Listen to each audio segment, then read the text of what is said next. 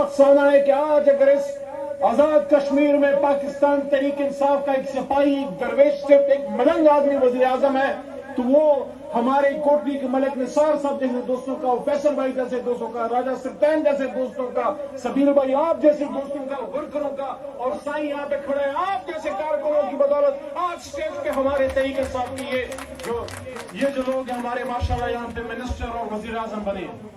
تو عمران خان صاحب کی اصل طاقت ان کے وہ کارکن ہیں جنہوں نے نگری پاکستان کے ہر کونے میں، کشمیر سے لے کے خیبر تک اور خیبر سے لے کے بھی آپ دیکھ رہے ہیں بلاول صاحب نکلے، وہ کہتے ہیں عمران خان صاحب کو کہتے ہیں 5 دن کا میں الٹیمیٹم دے رہا ہوں.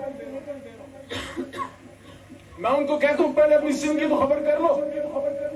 وہاں جو تمہارے خلاف جو سندھ کے اندر ریوولٹ کھڑی ہوگی ہے، عوامی ریوولٹ، عوامی عدم اعتماد. لیکن کچھ باتیں سیاسی ہوتی ہیں، کچھ ہم نے اپنے دل کے درد سے بات کرنی ہے. جیسے جب ہم کشمیر پہ بات کرتے ہیں تو کیا ہم اس درد کو بھول سکتے ہیں جس درد میں بابائے حریت جو ہے اس دنیا سے دار فانی سے کوچ کر گئے؟ علی گیلانی صاحب کی میں بات کر رہا ہوں. کیا کسی کا یہ خیال ہے ہندوستان میں بیٹھے کہ وہ ایک 80 سالہ بوڑھا بزرگ چلا گیا تو بات ختم ہو گئی؟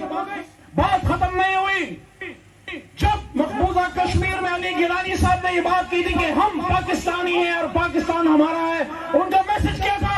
ان کا میسج یہ تھا کہ کشمیر تو جب تک آخری کشمیری زندہ ہے اور دنیا کی کوئی طاقت کشمیریوں سے ان کی آزادی کا حق نہیں چھین سکتی، تو جب تک آج آخری کشمیری زندہ ہے ہر کشمیری جو ہے وہ برہان مظفر وانی ہے، ہر کشمیری جو ہے وہ ریاض نائکو ہے، ہر کشمیری جو ہے وہ یاسین ملک ہے، ہر کشمیری ڈاکٹر قاسم فختو ہے، اور ہر بہن آسیہ اندرابی ہے.